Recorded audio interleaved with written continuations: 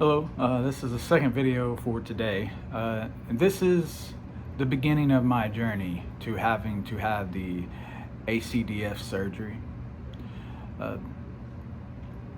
So the first video I went over the reasons why I wanted to make these sets of videos and have it, one for me, for my family to see everything that was going on as well, and then to maybe, if anyone watches these, to maybe help them, because again, there's not a lot of new videos about this particular surgery, so we'll get into it. So in October of last year, 2024, I fell at work. It was a pretty rough fall, so I won't get into strict details, but loosely, my job, I deal with substances that get on the floor and you have to wash it away and clean it up, and it's like a factory style setting with conveyor lines and things like that. My job was to handle the product and put it on a table for another person to then take it and further keep producing from that product. The big thing was that there would be substances on the floor and stuff, and that contributed to my fall. At least that's my belief, that's my stance. I worked there for a while and never fell. And this day in particular, there was a lot of the product on the floor, and there was, our boss came in and told us we needed to get, it was at the end of the day, our machine was down and we couldn't leave the product there, so we were told that we had to get the product moved over to another location. And in this job, we have to do things pretty quickly. It's not one of those things where you can just take your time with it. You're expected to do things quick. It wasn't a particularly dangerous deal. It's something that we've done a bunch of times since I've been there, at least, and I'm sure that it continues. Anyway, I had product in my hand, and probably weighed 5 to 10 pounds. I had 2 of them, one in each arm, and I stepped on a step trying to get to this location, and I slipped and fell. I fell on my left. Well, the first thing that hit was my head, and we wear bump caps, but it didn't help because before I hit the ground, my helmet was already across the floor. So the first thing that hit was my head, and then my shoulder, and then the rest of my body. I fell at an angle. Basically, if this was my body, when I fell like this. I hit, and then my shoulder hit, and then my body hit. And it kind of happened really slowly. Like, I literally was like bang, bang, bang. And I say slowly because to me it seemed slow, but to my coworkers that was there, it wasn't very slow. But it dazed me. It really dazed me. They picked me up, which they probably, now we know all the stuff that we know. Maybe they shouldn't have, I don't know. But they picked me up. This one gentleman, I'm not even lying, it felt like God picked me up. Like, I didn't have any weight. And part of that was probably because I was dazed. But I remember him looking at me and saying, "Are you all right? Are you all right?" And I was like, "Yeah, I guess." So I didn't help anymore. This is why I know I was dazed. I just wasn't completely out of it. But I left that room. I didn't even finish. I just left that room and went to the locker room, and where we keep all of our like private stuff, like our shoes and things like that, because we have to wear boots. for where we work. So I wear a pair of my shoes in, take those off, and put on those boots so I don't bring that home or anything like that. At least at that time, that's what made me more comfortable. But I went to the locker room. I apparently unlocked my locker, but I did not take off the boots. I did not take off anything. I left all of my gear on, and I was walking out the door, and then the guy that helped me up, he was like, "Hey man, you need to come with me. We need to report this." And I was like, "Oh yeah." And like in the back of my head, I'm like, yeah, duh. Like I've done this. Like I'm not been hurt at work before, but my previous jobs, I ran a bunch of people. So I've dealt with this type of incidents where slip, trips, and falls and stuff like that. So I knew that, but my brain was just, I was going. I don't know. I was like here and there. So we go and report it and everything. And they take me to an office. And at this time, like while I'm sitting there, I'm starting to hurt, but it's not intense. And my brain is starting to slow things down, and I'm starting to like figure out like this is a bad situation. So while I'm sitting there though, I still have my helmet on, and it's pretty cold. So I used to wear like a mask that would basically be from about this a little bit above my eyebrows, covering my whole head. So as I was sitting there, I felt something run down my face, but I thought I might be sweating or whatever. I didn't really think anything of it. And the guy was asking me questions and stuff.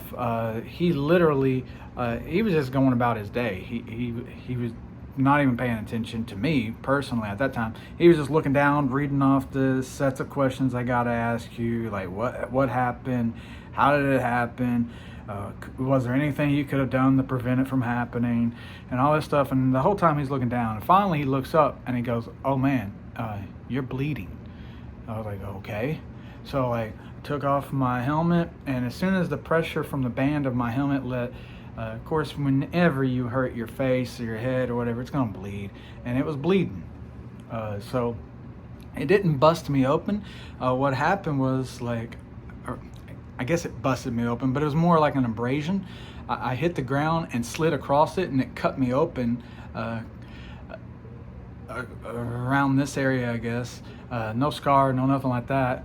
But it was, the blood though scared him, and it got me because I was like, oh crap, like this might be worse than what I thought.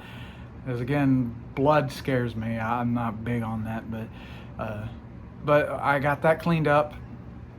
Our nurse wasn't in that day, and I believe it was a Friday. So as you can expect, factory style thing, Friday, end of your shift, everybody's gone from my shift. So basically this guy, I learned that he's just a supervisor for the second shift. He's important, but his role isn't to diagnose you. His role isn't to really even tell you what to do. So once I sign this paperwork and all this stuff, I go home. So that weekend I had a major headaches. I'm pretty sure I had a concussion, but again, they didn't make me go to see a doctor. And I don't know if I told them that I was all right. I don't know. But still, it's my personal belief, when you fall and you hit your head, especially if you're bleeding, I think you probably need to go get seen right then. But I didn't. So Monday rolls around, I go in, the nurse there, first thing in the morning. I get there, my boss was like, "Hey, you have to be cleared in order to come back to work." So I was like, okay. So I went to see the nurse. We talked about things. He was worried about concussions. He was worried about head injuries. He asked me if anything else was hurting. I don't know if at that time I told him about anything else really hurting, because it seemed like his focus was mostly on my head, and that was really my focus too. But that Monday, really probably that weekend, I was hurting in other areas as well, but we didn't know anything. Tuesday, Monday goes on. They put me on.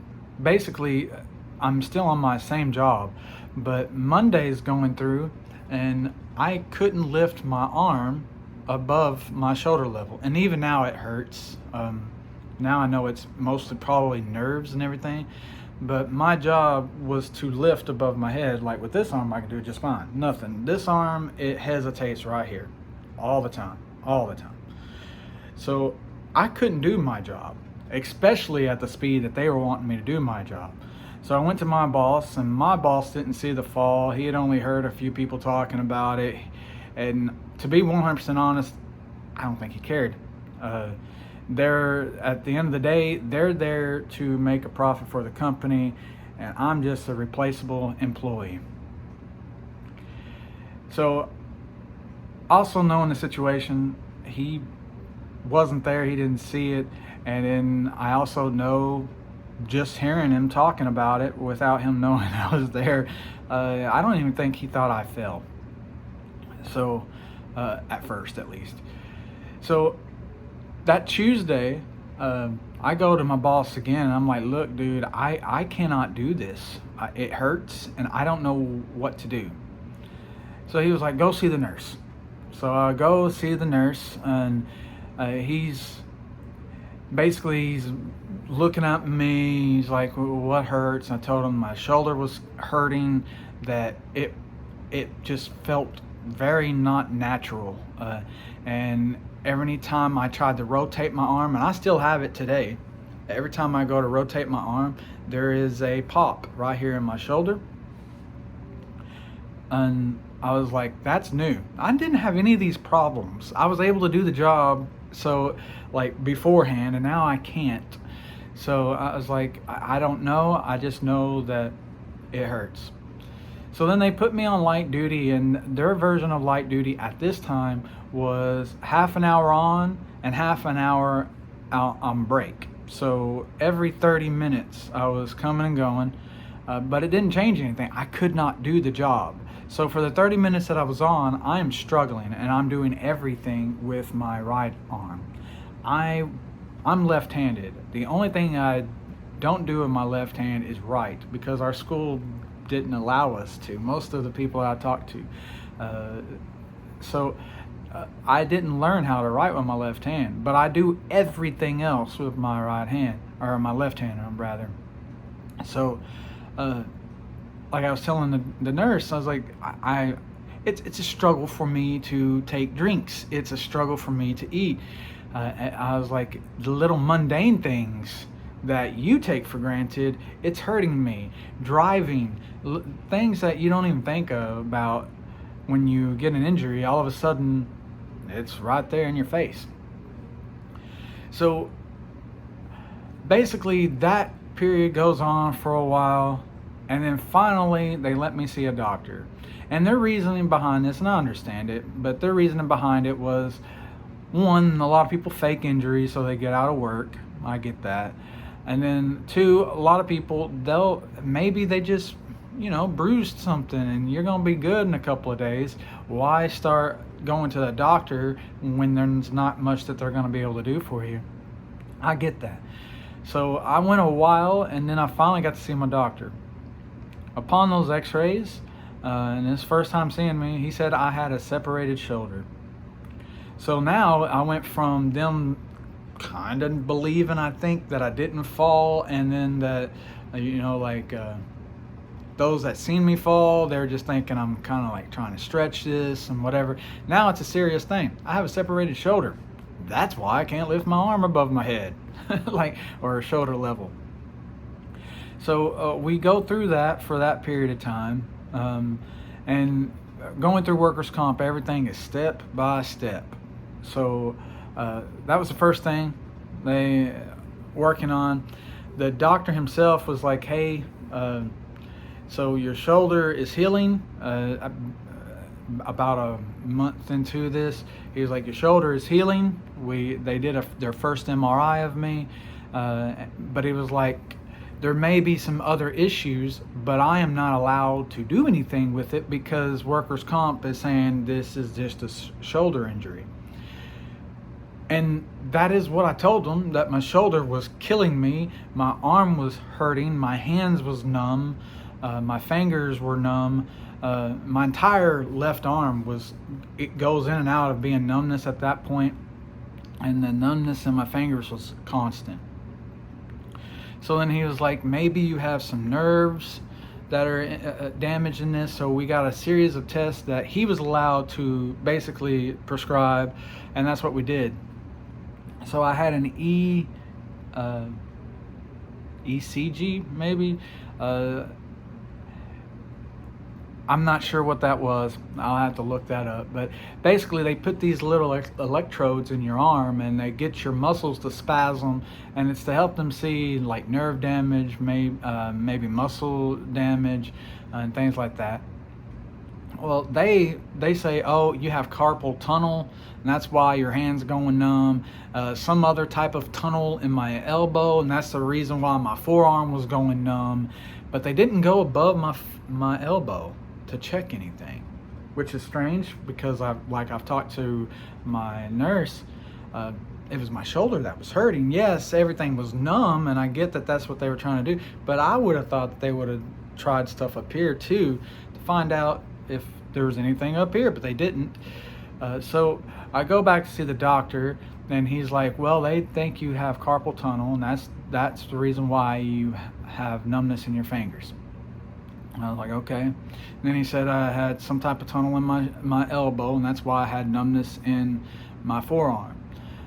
But he literally was like, I don't think it stops here. I think there's more to this, because he explained that if it was carpal tunnel, most patients don't have tingling and numbness in all 5 of their fingers. It's gonna usually be like I think he said your thumb and your pointer finger.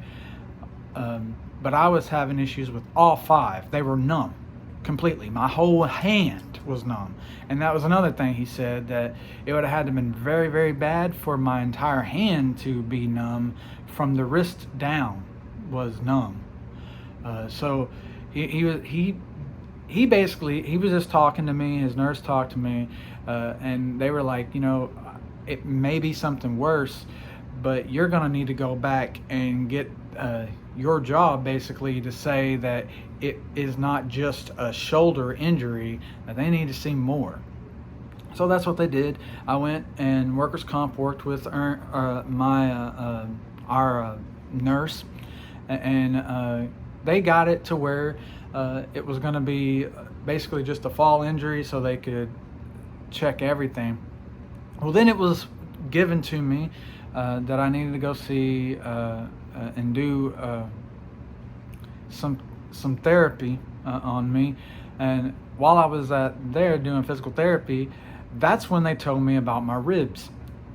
So I had 2 of my ribs up top that were twisted and contorted and pushing my joint out of place in my shoulder. So it wasn't healing properly because of that. When they did the MRI, they had me and I sat still and everything was fine. But when I moved, my ribs would go into the joint and it was pushing it out. And I don't know if that's still happening, because my 3rd day there, they did something and that my doctor did not like. He said that he did not like the idea of them using verbiage as they were having to reset my ribs and things like that. So he was like, I'm gonna put this on hold for right now. They gave me a shot in my shoulder. It helped for maybe a day, maybe. So I seen him bang bang. Like, I seen him on a Monday, and then I seen him on a Friday. And that Friday, he was like, we're probably gonna try to get you another MRI, and this time of your neck and everything around your shoulder as well, to try to rule out everything as a possibility. So I took that as workers' comp is getting tired of all this, and they're basically just wanting to say, hey, he is fine, he is fit for work. If he doesn't want to work, we'll let him go. That's how I was taking it. I don't know how they were trying to sell it to me, but that's how I took it. Because at this point, just listening to them talk, well, my shoulder had healed, but now the physical therapist is saying, your ribs are out of place. They had the x-rays, they had the MRI, they were able to prove it, they showed me, but this doctor is like, it's out of his wheelhouse, that's not what he does. So it was kind of like he was ready to sail it down the river, to me. I'm not saying that that's what he's doing. I'm not looking for lawsuits or anything like that. I'm just saying that's what it felt like for me. It kind of made me feel like they were just like, we don't know why you're hurting, and we're done because we can't do anything else for you, so maybe the next set will let someone else know. So he was trying to get me to see a neurosurgeon at that point, but workers' comp would not allow it, but at that time. So they basically made him stay with me. So for another month, I was with him. He got the MRI finally approved. I went in and I had the MRI, and I will try my best, if this allows, for me to put in the 2 images. Eventually the doctor let me take 2 pictures of that later on, because this was just on a CD and I didn't have a way to view it or whatever. But one of the things, and I've told my wife this, when I got to do the MRI, I'm claustrophobic. So I don't like MRIs to begin with. And in this one, they locked my head in this device, so I could not move my head. And I remember I had to wait forever. Some people had COVID and they were out. And the nurse, we were talking and stuff, and I was telling her, like I was her. I was telling her about what I was feeling and everything. And she was like, well, hopefully this will let us know. Hopefully you'll get answers today, because that's what I felt like. I felt like I wasn't getting any answers from anyone. After that process, the way she talked to me was so matter of fact. Like, she was like, I really do believe we know what's wrong with you. When you see your doctor and you give him this disc, I really believe you're going to have the answers and hopefully solutions to what's going on with you. I told my wife that, because I was like, that seemed weird to me. They gave me a blanket for having to wait so long, but it just seemed weird to me that it was so matter of fact, like she knew it immediately. So now about 2-3 weeks later, I go and see my shoulder doctor. And as soon as I get in, he doesn't waste any time. He walks in and he says, hello, Mr. Montgomery. We think we know what the problem is. You're going to have to see a neurosurgeon. I can't do anything else for you. I'm like, okay. And he was like, he told me, he was like, I don't deal with this. It's not my specialty, so I won't speak on it. But he was like, I do believe, though, whenever it is that you do get to see a neurosurgeon, that there is a chance that they may say you're going to have emergency surgery. He was like, that's just the truth of it. And he was like, but I don't know. That's not what I deal with. And then he left. His nurse stayed behind. His nurse explained a lot of stuff to me, saying that they were going to have to go through to try to get workers' comp to do it, that my job was going to have to get all this processed. It wouldn't be them that I'd be dealing with. And hopefully that happened, but I needed to definitely see a neurosurgeon. So if workers' comp did not approve it, then her recommendation was, and my doctor, and it was one of the things he said, that even if workers' comp didn't approve it, that I needed to see one. It was that bad. And then I was like, oh, okay. So it seemed like every time I went and seen these guys, there was a new problem and it was worse. So step by step, it was a new problem and it's worse. So then I don't know how long it went. It felt like a month. Eventually, workers' comp says, yeah, he can see a neurosurgeon and whatever. So I go and see them, and that's when they tell me that If it wasn't workers' comp related, it would probably have been scheduled right away, emergency surgery. So like my shoulder doctor said, it came true. He wanted to do it then, but workers' comp needs to approve all this stuff. So he was like, I don't normally let patients see things unless they ask. But he's like, I'm going to show you this. So he showed me. He said that it was one of the worst that he's ever seen. He said a lot of people, when they get seen about these kinds of things, this type of surgery, it's where my C5 is, and it's kind of touching my spinal cord. And he's like, that's when people are having and experiencing pain sometimes, and then they have to have surgery. But my C6 is blown out, and hopefully I can show you that picture. It has squished my spinal cord to the point it's like a pencil lead, and it looks like it could split it in half. As soon as I seen that, it scared me, because now it kind of comes into, all of it is making sense, why I'm hurting and all that good stuff. I'm trying to process that, but then I'm thinking, like, now what he's been saying to me is like, I could be paralyzed. A car accident would definitely, if I fall, that could be, he was like, if you pick up a gallon of milk the wrong way, all these things. And in my head, I'm like, you're just trying to sell me, good used car salesman. You're trying to make it. I was like, you're going to get paid. My job won't let me come back unless I do the surgery or whatever, I'm guessing.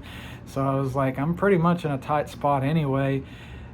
But then I seen the picture, and then that's when reality hit me like a baseball bat. It's not great. It looks bad.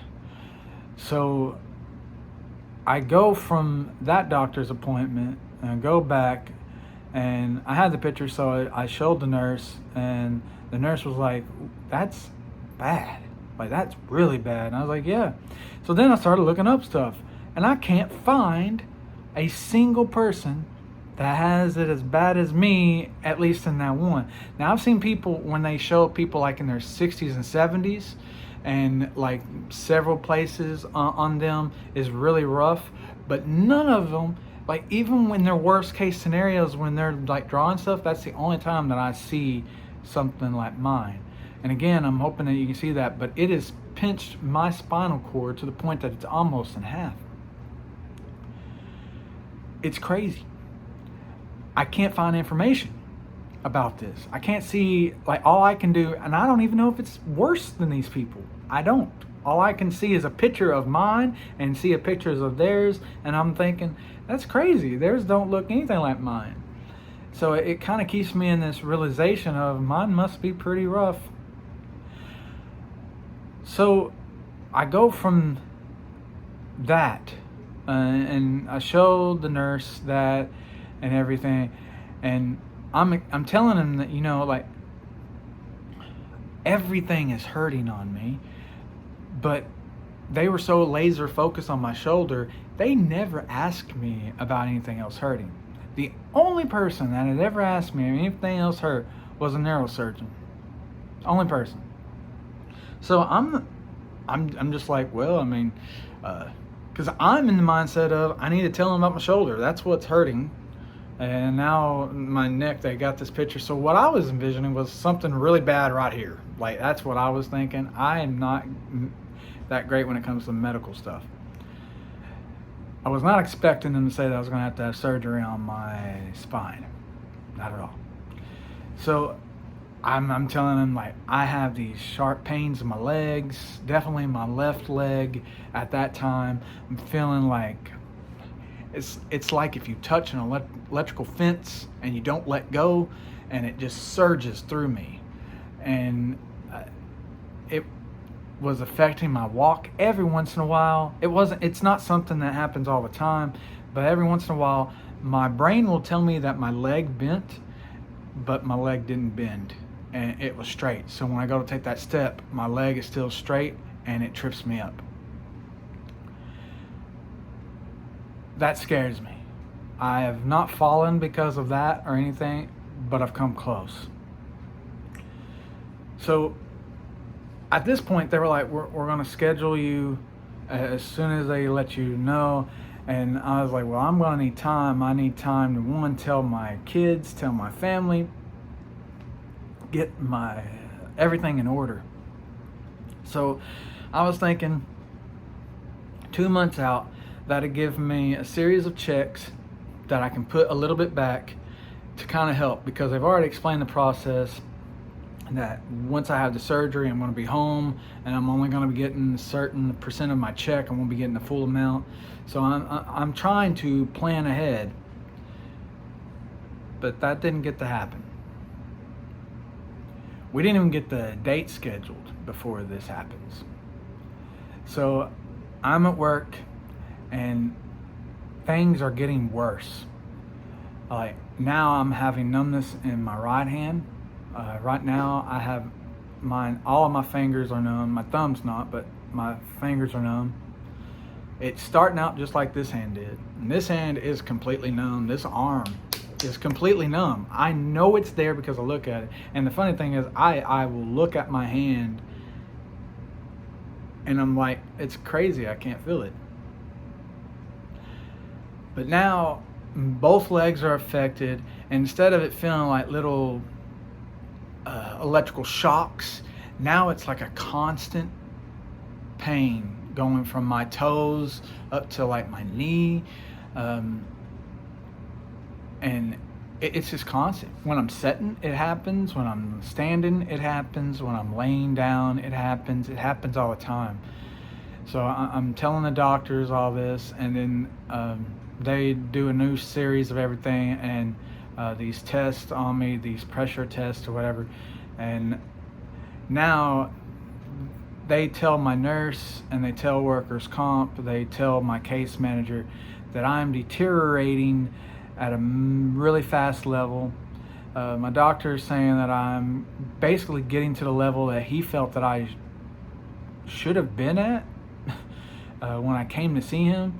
He was impressed that I was dealing with the pain the way I was, and that I didn't tell them about my walking thing. But again, they weren't concerned with the rest of my body. And for me, I'm a diabetic, so sometimes I hurt anyway. And then I'm older, and I'm on light duty where I don't do anything with my left arm, and I can feel that my muscles are deteriorating. I'm not as strong as I was. So like all this stuff, that my pain and stuff, I'm just literally registering in my head. It's because I'm not moving as much. I'm not using my body as much. I'm older. I'm not young anymore.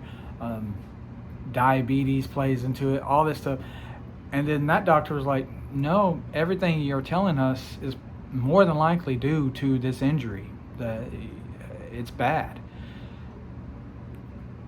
So yeah, that's the journey of them. Now it's been scheduled. And they took me off from work. I thought I was going to have a couple of months to save up money. I had a week and 2 days. A week and 2 days to process that I was going to have this major surgery. A week and 2 days to figure out that I can't save now any money. A week and 2 days to even process that I went in before this thinking it's just my shoulder. I don't know what's wrong with it, but it's just my shoulder, and now it's my spine. Like when they were saying shoulder surgery, I'm scared of all surgeries, but shoulder surgeries doesn't scare me as much as spinal surgery. Because then you start reading into, if they just go in too deep, you're paralyzed. If they nick the wrong thing, you're paralyzed. The fusion itself may not take. They may have to go in and do more surgeries. Even after the fusion, it may cause other vertebrae to compress on things. It's all scary, and that's why I'm making these videos, because it's all scary. I'm living my life as best as I can, but I am in constant fear because I don't know if I'm going to hurt myself from now until August 15th, less than a month away. I don't know if I'm going to fall. I don't know. So they took me off from work because they said that I was a risk for truly endangering myself there. And Well, what I was doing there, I'm doing more at home. I do more when I have to go shopping for my family. Like, that's the thing I cannot wrap my head around. I was in danger of risking my harm to myself at work, but not doing anything. And at home, it's like business as usual. Again, it's that invisible injury. No one can see it. No one can see what I'm dealing with. No one can see my pain. No one can see these things that are wrong with me. And the key factor for me is that the key factor for me is that for me, I've compressed a lot of that fear and all that stuff, and it makes me kind of depressed. It makes me feel like I'm a bigger burden, and that's the scary thing. And I think a lot of people that's going through this, from what I've seen their before videos, they all kind of said the same thing. They felt like they were a burden. They felt this fear. And I want you to know, if you're going through this before the surgery, I want you to know I'm right there with you. I'm scared too. I'm hoping and praying it goes well, and that a video after my surgery, I'm gonna be like, well, I'm alive. Because that's the key factor right there. I want to be alive. So, yeah.